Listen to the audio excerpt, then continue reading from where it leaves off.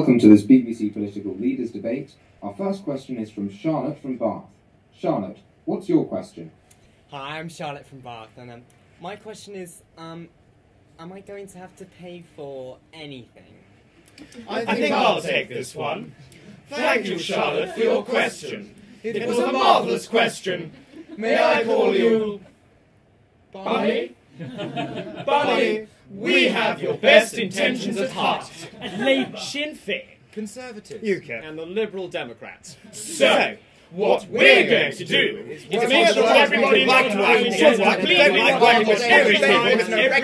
nothing. So, in conclusion, Bunny, you won't have to pay for anything at all, unless you're poor, elderly, or disabled.